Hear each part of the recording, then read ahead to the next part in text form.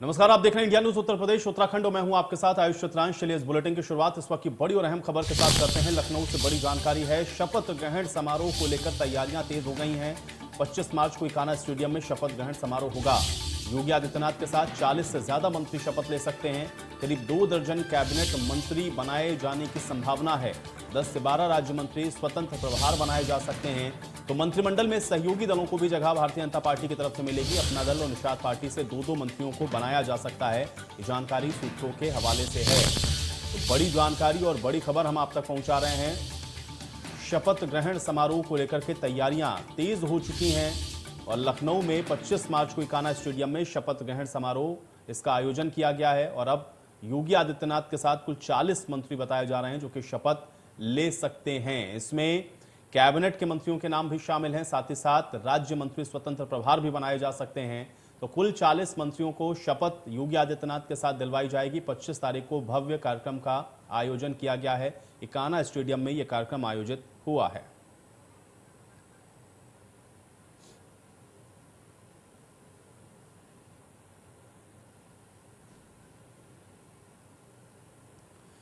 तो मुख्यमंत्री योगी आदित्यनाथ का शपथ 25 तारीख को होना है और उसको लेकर के जो तैयारियां हैं वो लगातार जोरों शोरों से चल रही हैं। और इसी पर बातचीत करते हैं। मेरे साथ मेरे 2 सहयोगी जुड़ गए हैं। रजनीश हमारे साथ लखनऊ से मौजूद हैं और सुशील हमारे साथ गोरखपुर से जुड़ रहे हैं। रजनीश, सबसे पहले मैं आपके पास आता हूं। तैयारियां इस समय क्या चल रही हैं, क्योंकि सबकी निगाहें इस समय लगी हुई हैं 25 तारीख को होने वाले इस शपथ ग्रहण समारोह को लेकर। इस समय फिलहाल क्या जानकारी है, तैयारियां किस स्तर पर? देखिए, प्रशासनिक स्तर से तैयारियां लगभग कह सकते हैं कि पूरी हो चुकी है। जहां पे चॉपर प्रधानमंत्री नरेंद्र मोदी से तमाम वीआईपीओ को लैंड करेगा, वहां भी लगभग हेलीपैड बनकर तैयार है। सुरक्षा, चूंकि प्रधानमंत्री को एसपीजी की सिक्योरिटी मिली हुई है, तमाम लोग ऐसे भी हाई प्रोफाइल लोग मौजूद रहेंगे जिनको जेड प्लस की सिक्योरिटी मिली हुई है। तो वो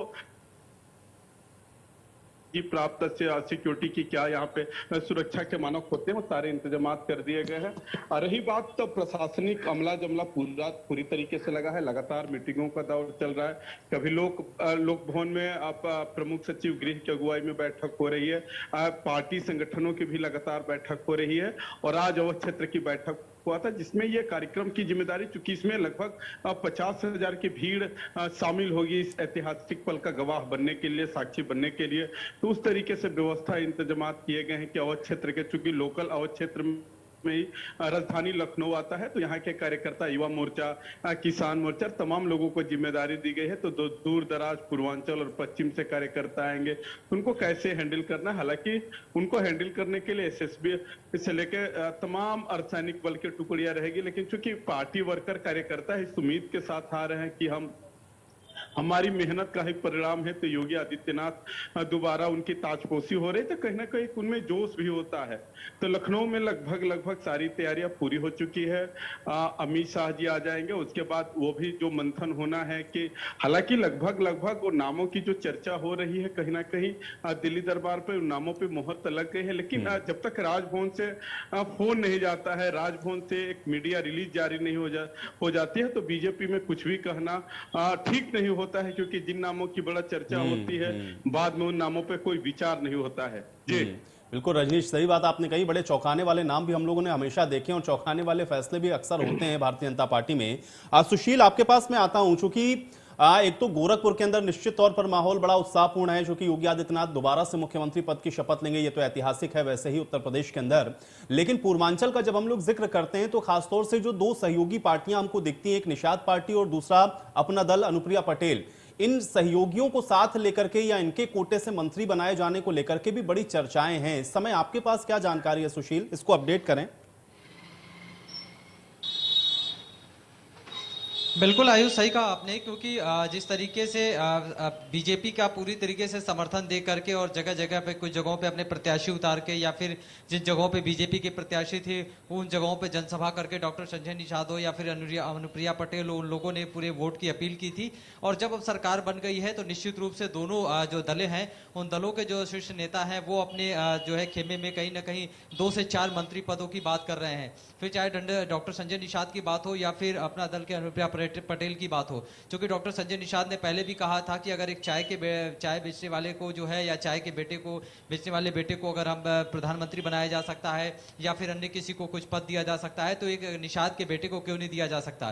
तो ऐसे में उस बातों को साफ तौर से वो साफ कह रहे हैं कि हमें तो डिप्टी सीएम का पद मिले ही मिले, साथ ही हमारे जितने सीट निकले हुए उनमें से एक दो ऐसे जो हो कैंडिडेट उनको राज्य मंत्री का दर्जा जरूर मिले।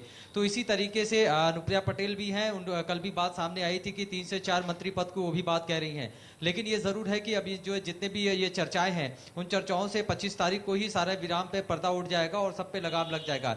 लेकिन ये जरूर है कि जितने भी सहयोगी दल है, चाहे मुख्य रूप से जो चाहे अपना दल हो या फिर निषाद पार्टी हो, ये दोनों इस नजर पे जरूर है और इस चीज को लेकर के चर्चाएं जरूर कर रही हैं और तमाम मीडिया में ये बयान भी दे रहे हैं कि हमें कम से कम 2 से 3 मंत्री पद जरूर मिलेगा हमारे पूरे दल में। तो अब ये देखने वाली बात होगी कि किस तरीके से जो बीजेपी के आला कमान है वो किस तरीके से नेतृत्व फैसला लेता है, या किसे मंत्री पद देता है, किसे कैबिनेट में जगह देता है, किसे राज्य में मंत्री बनाता है, या फिर किसे डिप्टी सीएम बनाता है। लेकिन ये जरूर है कि इस समय जो है चर्चाओं का माहौल तेज है। डॉक्टर संजय निषाद जब यहाँ पे थे होली के दिन, तब भी हमसे उनसे बातचीत हुई थी, तो उन्होंने कहा था कि देखिए हम वो बड़े भाई हैं, हम छोटे भाई हैं और बड़ा भाई जो जिम्मेदारी देगा वो जिम्मेदारी का हम निर्वहन बखूबी करेंगे। तो यानी उनको इस चीज का अंदेशा है कि कोई बिल्कुल नहीं, लेकिन सुशील देखिए इसमें 2 बातें हैं और ये दोनों ही बातें मैं चाहूंगा कि थोड़ा सा और सिलसिलेवार ढंग से इसको आप समझाएं।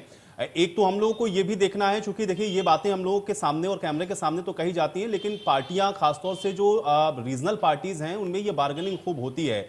ओम प्रकाश राजभर को भी हम लोगों ने देखा था, कुछ इसी तरह की परिस्थितियां बनी थी और उसके बाद कुछ बातों को कहते हुए वो बाहर निकल गए थे। पूर्वांचल को जब हम लोग देखते हैं तो सिर्फ हमको इतना ही भर नहीं देखना है कि पूर्वांचल में अभी विधानसभा चुनाव के अंदर ये लोग साथ थे और वहां पर भारतीय जनता पार्टी को जीत दिलाने में इनकी बड़ी भूमिका थी, लेकिन अभी आगे 2024 भी है और इन्हीं सहयोगियों को साथ लेकर के जाना होगा।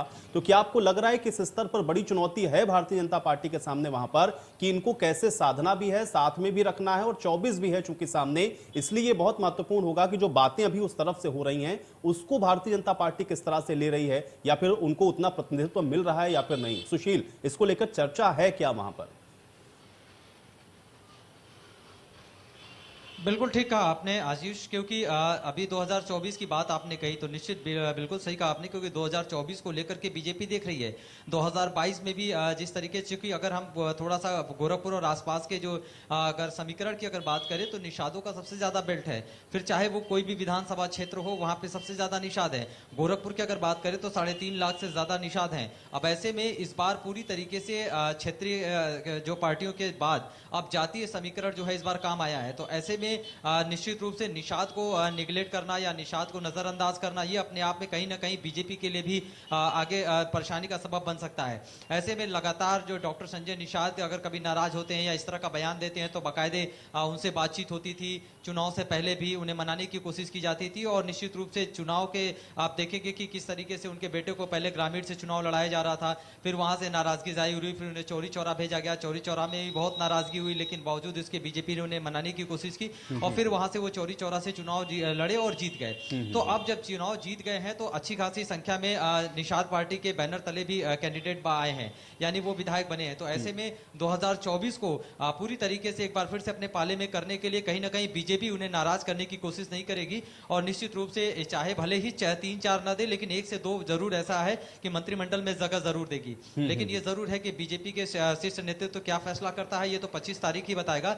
लेकिन जितने भी इस तरह के दल हैं, चाहे खासकर निषाद पार्टी की बात करें, वो पूरी तरीके से आश्वस्त है कि कहीं ना कहीं उन्हें कोई ना कोई जगह जरूर मिलेगी और एक बड़ी जिम्मेदारी जरूर मिलेगी। और बीजेपी की अगर बात करें तो दूसरी तरफ बीजेपी भी यही सोचती है कि अगर हम इन्हें नाराज कर देंगे तो 2024 में एक बड़ी परेशानी का सबब उन्हें मिल सकता है, क्योंकि आसपास के सभी इलाकों में जिस तरीके से मैंने बताया पहले ही कि निषाद का अपना एक अच्छा बिल्कुल, और सुशील इसलिए देखना होगा कि बीजेपी इस स्तर पर फैसला लेती क्या है, क्योंकि सबकी निगाहें अभी इसी पर टिकी हुई हैं। बहुत शुक्रिया सुशील हमारे साथ जुड़ने के लिए, इस बातचीत के लिए। योगी आदित्यनाथ के शपथ को ऐतिहासिक बनाने के लिए अब संगठन अपनी पूरी कोशिश कर रहा है और इसी कड़ी में युवा मोर्चा को भी जिम्मेदारियां सौंपी गई हैं। बीजेपी के कार्यकर्ताओं को किस तरह की जिम्मेदारी दी गई है, इसी कड़ी में हमारे संवाददाता ने ग्राउंड पर जायजा लिया है, आप भी देखिए। योगी आदित्यनाथ के शपथ को ऐतिहासिक बनाने के लिए बीजेपी कोई कर कसर नहीं छोड़ चुके सारे संगठन, यहाँ तक कि युवा मोर्चा का भी उपयोग हो रहा है, क्योंकि युवा मोर्चा का उत्तर प्रदेश के चुनाव में एक शानदार रोल रहा। युवा मोर्चा के क्षेत्रीय अध्यक्ष आप लोगों की क्या जिम्मेदारी दी गई जिस तरीके से लगातार बैठकों का दौर चल रहा है? शहर को सजाने संवारने की और पूरे शहर को भगवा में बनाने की जिम्मेदारी युवा मोर्चा को दी गई है। कितने लोगों की टीम इसमें काम करेगी? लगभग 101 कार्यकर्ताओं की टीम इसमें काम करेगी। किस प्रकार के सज्जा होगा? देखिए, सजाने की बात हो रही है। देखिए, ऐतिहासिक समय है तो ऐतिहासिक समय बनाया जा रहा है, क्योंकि इतिहास रचा है योगी आदित्यनाथ जी के नेतृत्व में उत्तर प्रदेश ने और भारतीय जनता पार्टी ने। और आप जिस तरीके से 110 वार्ड है पूरे लखनऊ में, 25 मंडल है, 110 वार्डों में जो मुख्य प्रमुख चौराहे, हर चौराहे को चिन्हित किया गया है। साथ में 35 चौराहे जो पूरे लखनऊ के मुख्य चौराहे, जैसे 1090 हो गया आपका, हुसड़िया चौराहा हो गया आपका, हजरतगंज चौराहा होगा, इससे 35 चौराहे अलग से चिन्हित किए गए हैं। इन सबको पूरी तरीके से लाइट से और झंडों से सजाकर इसको ऐतिहासिक बनाने के लिए ये जिम्मेदारी आप लोगों की होगी। ये 35 जो चौराहे चिन्हित किए गए हैं, जो सज्जा होगा, इसमें युवा मोर्चा के ही वर्कर काम करेंगे या आप लोग आउटसोर्स पे लोगों को हायर करेंगे? नहीं, पूरा संगठन लग के इस पर काम करेगा। जैसे भी व्यवस्था हो पाएगी उस तरीके से व्यवस्था की जाएगी। कुल मिला के लक्ष्य ये है कि लखनऊ महानगर से एक मैसेज जाना चाहिए पूरे उत्तर प्रदेश में कि योगी जी की सरकार दोबारा से बनने जा रही है, और जो लोगों में उत्साह है वो उत्साह पूरे उत्तर प्रदेश में दिखना चाहिए।